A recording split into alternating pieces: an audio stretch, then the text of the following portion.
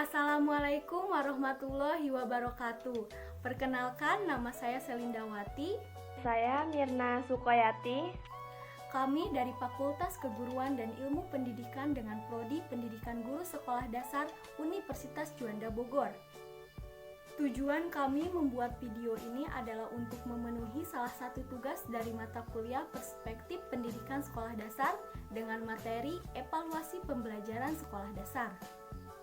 Poin yang akan kita bahas dalam materi ini yaitu yang pertama ada hakikat evaluasi pembelajaran sekolah dasar, yang kedua prinsip evaluasi pembelajaran di sekolah dasar, yang ketiga ada fungsi dan manfaat evaluasi pembelajaran di sekolah dasar, dan yang terakhir ada metode dan langkah-langkah dalam evaluasi pembelajaran di sekolah dasar.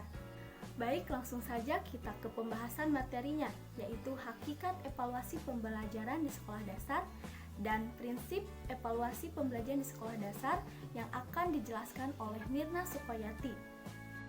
Baiklah, saya akan menjelaskan mengenai materi hakikat evaluasi program pembelajaran di SD. Evaluasi adalah kegiatan mengukur dan juga menilai.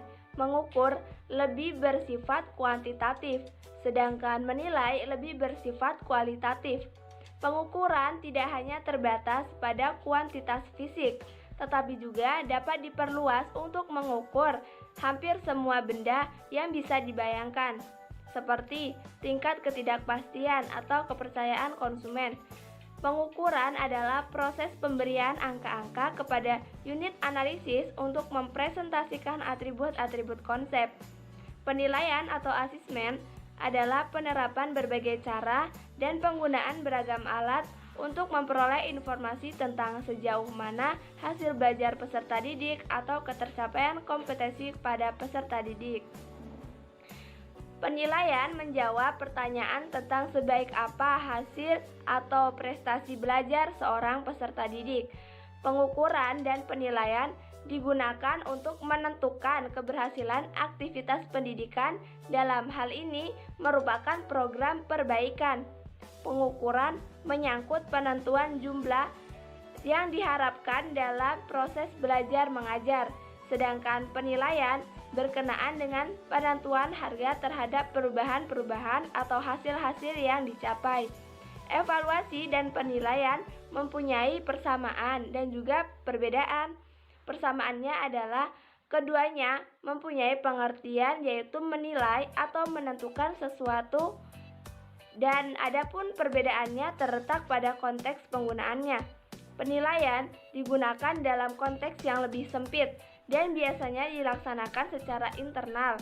Namun, evaluasi digunakan dalam konteks yang lebih luas dan biasanya dilaksanakan secara eksternal. Adapun definisi evaluasi menurut para ahli yaitu yang pertama menurut Sudijono tahun 2009 nomor 1 bahwa evaluasi merupakan suatu tindakan atau suatu proses untuk menentukan nilai dari segi sesuatu, dan evaluasi pendidikan dapat diartikan sebagai suatu tindakan atau kegiatan yang dilaksanakan dengan maksud untuk menentukan nilai dari segala sesuatu dalam dunia pendidikan. Yang kedua yaitu menurut Nurkancana tahun 1983 yang menyatakan bahwa evaluasi merupakan suatu proses yang terus-menerus hingga dalam proses kegiatan dimungkinkan untuk merevisi apabila dirasakan adanya suatu kesalahan. Yang ketiga yaitu menurut Wisong tahun 1974 yang menyatakan bahwa evaluasi merupakan proses untuk menggambarkan, memperoleh, atau menghasilkan informasi yang berguna untuk mempertimbangkan suatu keputusan. Yang terakhir yaitu menurut Uman tahun 2007 nomor 91 yang menyatakan bahwa proses evaluasi adalah proses untuk mencoba menyesuaikan data objektif dari awal hingga akhir dalam pelaksanaan program sebagai dasar penilaian terhadap tujuan program. Definisi yang selanjutnya yaitu definisi penilaian menurut beberapa ahli. Yang pertama yaitu menurut Daryanto tahun 2010 nomor 2 menjelaskan bahwa menilai adalah mengambil suatu keputusan terhadap sesuatu dengan ukuran baik ataupun buruk. Yang kedua yaitu menurut Depdiknas tahun 2010 nomor 16 yang menjelaskan bahwa penilaian adalah proses pengumpulan dan pengolahan informasi. Yang ketiga yaitu menurut Kijlik-Bob tahun 2009 yang menjelaskan bahwa penilaian adalah suatu proses di mana informasi diperoleh yang berkaitan dengan tujuan suatu pembelajaran. Yang keempat yaitu menurut Palomba menjelaskan bahwa penilaian adalah pengumpulan, mereview, dan penggunaan informasi secara sistematis tentang program pendidikan dengan tujuan meningkatkan belajar dan perkembangan siswa. Dan yang terakhir yaitu menurut Mardapi Jemari tahun 2003 yang menjelaskan bahwa penilaian adalah kegiatan menafsirkan atau mendeskripsikan hasil dengan pengukuran. Definisi yang selanjutnya yaitu definisi pengukuran menurut para ahli. Yang pertama yaitu menurut Yen tahun 1979 nomor 2 menjelaskan bahwa pengukuran adalah menetapkan angka bagi individu secara sistematis yang mencerminkan sifat dari individu tersebut. Yang kedua yaitu menurut Miller tahun 2008 nomor 2 yang menjelaskan bahwa pengukuran adalah deskripsi kuantitatif prestasi individu dari peserta didik pada tes tunggal maupun tes penilaian beberapa lainnya. Yang ketiga yaitu menurut Saifuddin Ajwar tahun 2010 nomor 3 yang menjelaskan bahwa pengukuran adalah suatu prosedur pemberian angka terhadap atribut atau variabel suatu kontinum. Dan yang keempat yaitu menurut Anas Sudijono tahun 2011 nomor 4 yaitu menjelaskan bahwa pengukuran dapat diartikan sebagai kegiatan untuk mengukur sesuatu. Pembahasan yang selanjutnya yaitu mengenai prinsip evaluasi pembelajaran. Prinsip yang pertama yaitu prinsip penilaian dalam pembelajaran menurut Daryanto tahun 2010, yaitu yang pertama sahih, menjelaskan bahwa kegiatan penilaian didasarkan pada instrumen yang telah disusun. Yang kedua yaitu adil dan objektif, menjelaskan bahwa penilaian yang tidak menguntungkan dan juga tidak merugikan bagi peserta didik. Yang ketiga yaitu terpadu, menjelaskan bahwa instrumen yang dibuat berdasarkan tujuan, materi, dan metode pengajaran serta teknik evaluasi. Yang keempat yaitu terbuka, menjelaskan bahwa pengambilan didasarkan pada prosedur penilaian dan kriteria penilaian. Yang kelima yaitu komprehensif, menjelaskan bahwa penilaian didasarkan pada semua kompetensi yang telah ditetapkan selama proses pembelajaran. Yang keenam yaitu kontinuitas, menjelaskan bahwa pelaksanaan penilaian dilaksanakan secara bertahap. Yang ketujuh yaitu sistematis, menjelaskan bahwa penilaian direncanakan dan dilaksanakan sesuai dengan langkah-langkah dan prinsip-prinsip yang telah ditetapkan. Yang kedelapan yaitu kriteria, yang menjelaskan bahwa skor yang didapat dari pengumpulan data dibandingkan dengan acuan kriteria. Yang ke-9 yaitu akuntabel, yang menjelaskan bahwa pembukuan data yang didapat dari peserta tes sehingga dapat dipertanggungjawabkan baik dari segi teknik, prosedur maupun hasil. Prinsip yang selanjutnya yaitu prinsip penilaian dalam pembelajaran menurut Arifin tahun 2009, menjelaskan bahwa yang pertama yaitu kontinuitas, yang mana pada evaluasi tidak boleh dilakukan secara insidental karena pembelajaran itu sendiri adalah suatu proses yang terus-menerus. Yang kedua yaitu komprehensif, yang mana dalam melaksanakan evaluasi terhadap suatu objek, guru harus mengambil seluruh objek itu sebagai bahan evaluasi. Yang ketiga yaitu adil dan objektif, menjelaskan bahwa guru harus berlaku adil tanpa pilih kasih terhadap peserta didik, dan guru juga harus bertindak secara objektif apa adanya sesuai dengan kemampuan peserta didik. Yang keempat yaitu kooperatif atau bekerja sama. Dalam kegiatan evaluasi, guru hendaknya bekerja sama dengan semua pihak, baik pihak orang tua, sesama guru, kepala sekolah, termasuk dengan peserta didik itu sendiri. Dan yang terakhir yaitu praktis, menjelaskan bahwa mudah untuk digunakan. Prinsip yang terakhir yaitu prinsip penilaian hasil belajar menurut Arifin tahun 2012 nomor 53. Menjelaskan yaitu pertama, penilaian hendaknya dirancang sedemikian rupa sehingga jelas dalam penilaian. Yang kedua yaitu penilaian harus menjadi bagian integral dalam proses pembelajaran. Yang ketiga yaitu penilaian harus menggunakan berbagai alat, baik dalam bentuk tes maupun non-tes. Yang keempat yaitu pemilihan alat penilaian harus sesuai dengan kompetensi yang ditetapkan. Yang kelima yaitu alat penilaian harus mendorong kemampuan penalaran dan kreativitas peserta didik.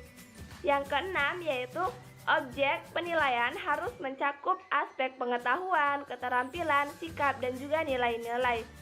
Yang ketujuh yaitu penilaian harus mengacu kepada prinsip diferensiasi, yaitu memberikan peluang kepada peserta didik untuk menunjukkan apa yang harus ia ketahui, apa yang harus ia pahami, dan juga apa yang harus ia lakukan. Yang kedelapan yaitu penilaian tidak bersifat diskriminatif. Artinya, guru harus bersikap adil dan juga jujur kepada semua peserta didik serta bertanggung jawab kepada semua pihak. Yang kesembilan yaitu penilaian harus diikuti dengan tindak lanjut. Dan yang terakhir yaitu penilaian harus berorientasi kepada kecakapan hidup dan bersifat mendidik kepada peserta didik.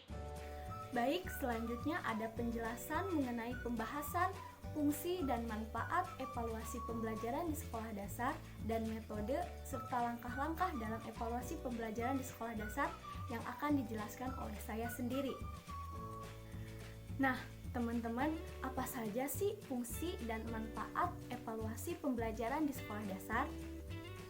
Ana Sudijono memposisikan evaluasi pendidikan kepada dua fungsi, yaitu fungsi umum dan fungsi khusus.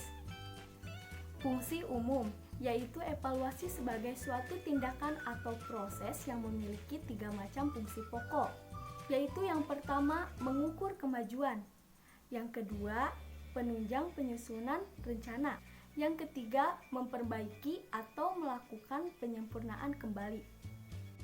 Selanjutnya, Ana Sudijono tahun 2003 nomor 14 menyatakan bahwa jika dilihat dari fungsi tersebut, setidaknya ada 2 macam kemungkinan hasil yang dapat diperoleh dari kegiatan evaluasi.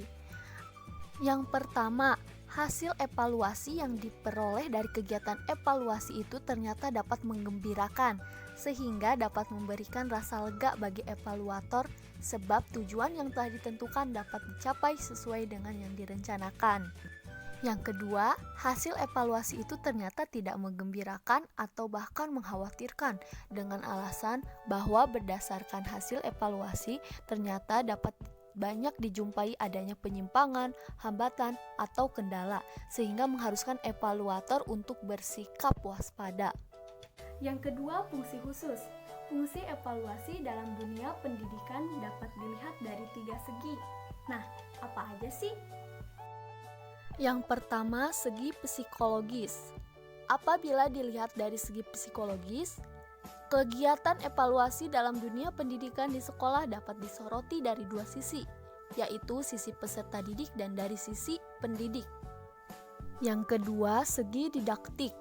Bagi peserta didik, evaluasi pendidikan secara didaktik, khususnya evaluasi hasil belajar, akan dapat memberikan dorongan atau motivasi kepada mereka untuk dapat memperbaiki, meningkatkan, dan mempertahankan prestasinya. Dan yang ketiga, segi administratif. Dilihat dari segi administratif, evaluasi pendidikan setidaknya memiliki 3 macam fungsi.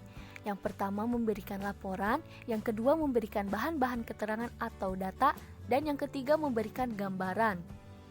Selanjutnya ada lagi fungsi dan manfaat evaluasi pembelajaran sekolah dasar menurut Stripen tahun 1967.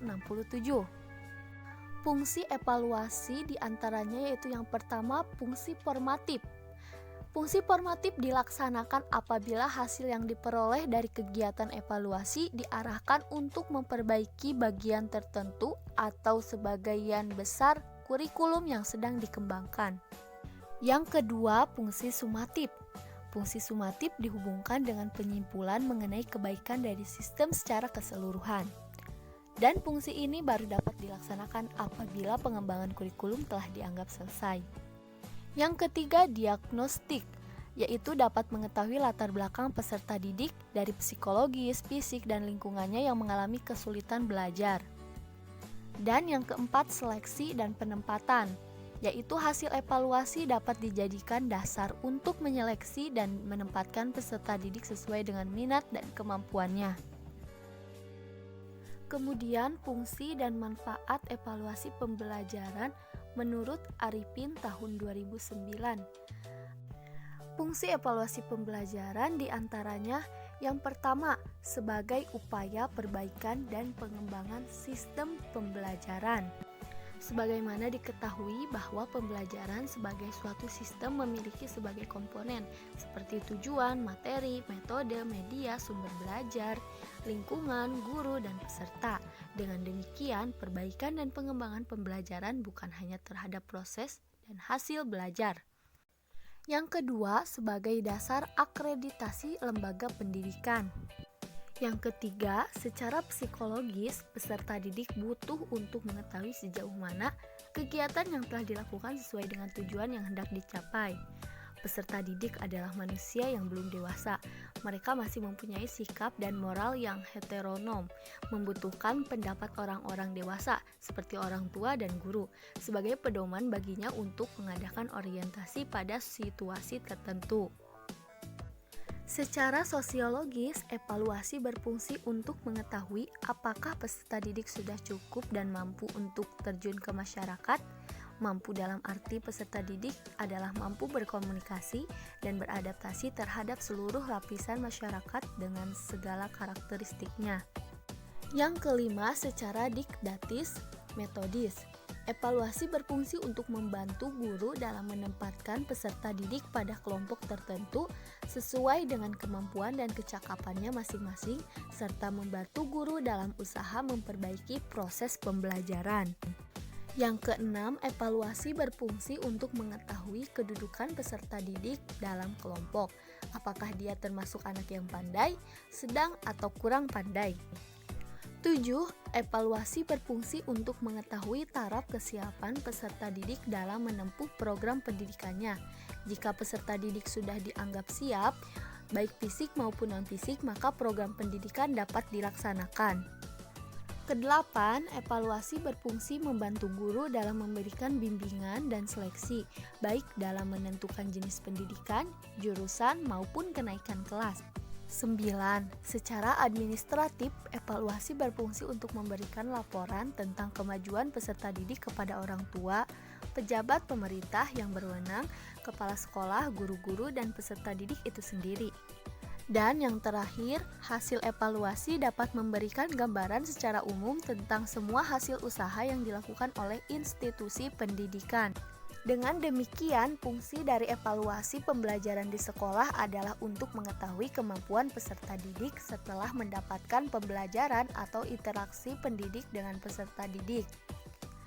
Pada aspek evaluasi pembelajaran sekolah dasar, 35 kemampuan intelektual atau kognitif, aspek kemampuan ego dan emosi atau afektif, dan aspek kemampuan keterampilan motorik halus dan motorik kasar atau psikomot.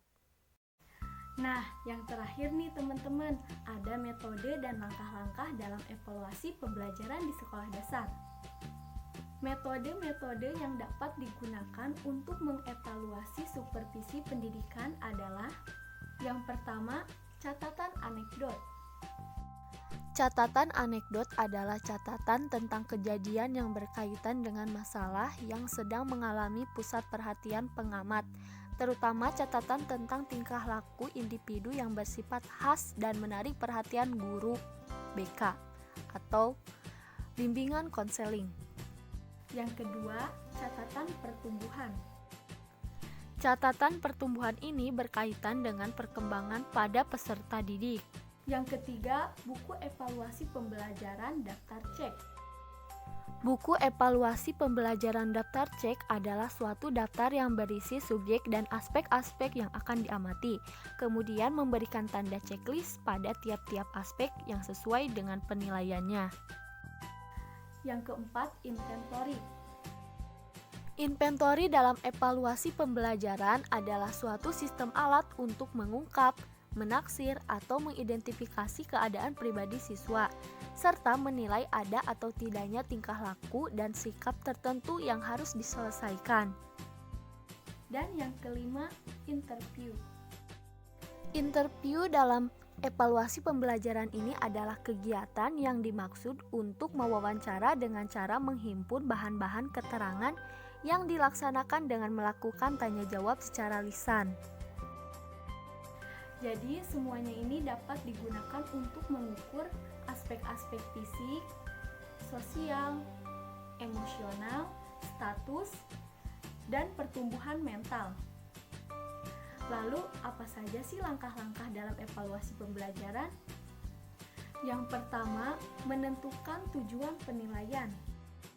Menentukan tujuan penilaian di sini sangat penting karena setiap tujuan memiliki penekanan yang berbeda-beda. Misalnya untuk tujuan tes prestasi belajar, diagnostik, atau seleksi.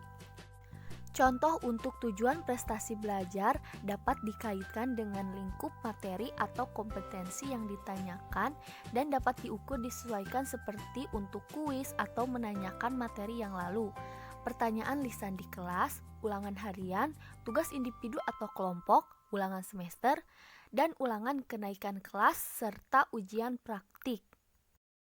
Yang kedua, memperhatikan standar kompetensi dan kompetensi dasar. Standar kompetensi merupakan acuan atau target utama yang harus dipenuhi atau yang harus diukur melalui setiap kompetensi dasar yang ada atau melalui gabungan kompetensi dasar. Yang ketiga, menentukan jenis alat ukur. Menentukan jenis alat ukurnya yaitu tes atau non-tes atau mempergunakan keduanya. Untuk penggunaan tes diperlukan penentuan materi penting sebagai pendukung kompetensi dasar. Syaratnya adalah materi yang diujikan harus mempertimbangkan urgensi atau wajib dikuasai peserta didik, kontinuitas atau merupakan materi lanjutan, relevansi, bermanfaat terhadap mata pelajaran lain, dan keterpakaian dalam kehidupan sehari-hari tinggi. Langkah yang selanjutnya adalah menentukan jenis tes dengan menanyakan apakah materi tersebut tepat diujikan secara tertulis atau lisan. Bila jawabannya tepat, maka materi yang bersangkutan tepat diujikan dengan bentuk soal, pilihan ganda, atau uraian. Dan apabila jawabannya tidak tepat, maka jenis tes yang tepat adalah tes perbuatan seperti kinerja, penugasan, hasil karya, atau yang lainnya. Dan yang terakhir, menyusun kisi-kisi. Menyusun kisi-kisi berarti menyusun kisi-kisi tes dengan menulis butir soal beserta pedoman penskorannya. Dalam menulis soal, penulis soal harus memperhatikan kaidah penulisan soal. Nah, jadi begitu teman-teman.